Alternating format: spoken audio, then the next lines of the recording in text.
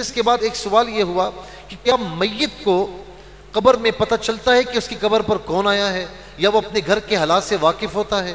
रिजवान भाई ने फैसलाबाद से ये पूछा। देखें, अपने घर के हालात से वाकिफ़ होना तो ये तो कोई इस तरह नहीं मिलता, लेकिन इतनी बात ज़रूर मिलती है कि शब जुम्मा, जुमेरात के दिन शब जुम्मा, ये जो रूहें होती हैं ना, ये बात याद रखें कि जो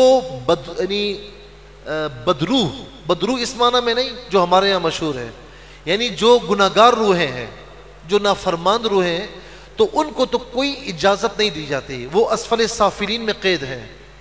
जो गुनाहगार की रूहें हैं, नाफरमानों की, वो असफल साफिलीन, जो ज़मीन की तह के नीचे है, सातों ज़मीन नीचे, वहाँ पर वो कैद है, वो कहीं पर भी आ जा नहीं सकते। तो ये जो मशहूर होता है ना कि फ़लाँ की बदरू आ गई, फ़लाँ की बदरू, ये ऐसे ही है, इसका कोई शरीयत में गुंजाइश नहीं है। ठीक है, तो जो बद रूहें हैं, यानी गुनाहगार नाफरमान रूहें, उनको कैद कर लिया जाता है, उनको आने जाने की इजाज़त नहीं होती। जो मुसलमान रूहें हैं और जो नेक रूहें हैं, तो वो शब जुम्मा अपने घरों पर आती हैं और देखती हैं कि उनके घर वाले उनको इसाले सवाब कर रहे होते हैं, दुआएं मग़फ़िरत कर रहे होते हैं, तो दुआएं देते हुए चली जाती हैं। और अगर वो देखती है कि कोई ख्याल नहीं रख रहा, कोई दुआ नहीं कर रहा, तो फिर वो कहते हुए जाती हैं कि जिस तरह तुम मेरे साथ कर रहे हो, तो तुम्हारे साथ भी अल्लाह तबारक व तआला ऐसा करे। तो ये मज़ामीन हमें अहादीस करीमा में मिलते हैं।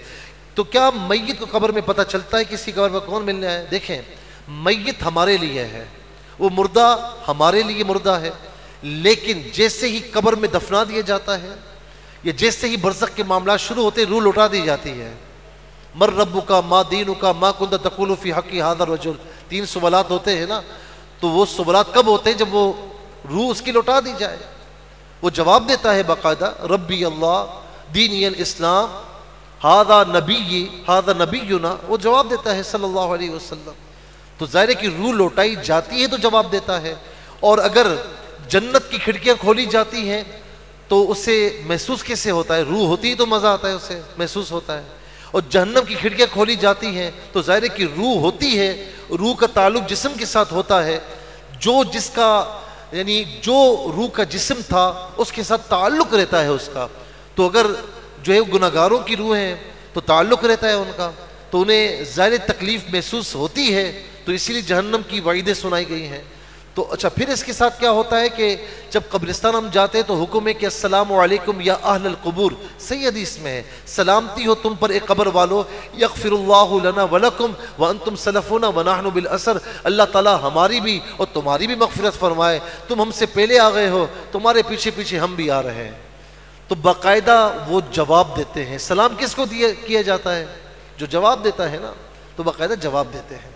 यहाँ तक के जो उनकी कब्र पर आता है और आकर जो है वो दुआ करके रुखसत होता है, तो वो जानते भी हैं और उनके कदमों की आहट भी उस मुर्दे को सुनाई देती है। ये हदीस पाक में बिल्कुल सही हदीस में मौजूद है। इसीलिए कहा गया कि मुर्दे के आप सिरहाने से जो है वो हाजी ना दें, बल्कि उसकी जो है वो पाँव से हाजी दें ताकि उसे तकलीफ़ ना हो। ज़ाहिर है कि आप सिरहाने लेटे हुए हैं, कोई सर पे आके खड़ा हो जाए तो आप यूँ देखेंगे ना, यूँ करके, उसे तकलीफ़ ना हो। औलिया अल्लाह के मज़ारत पर जाते हैं तो यही तालीम दी गई कि आप पाँव की तरफ से हाजिर हों ताकि उन्हें तकलीफ़ ना पहुँचे। ठीक है ना।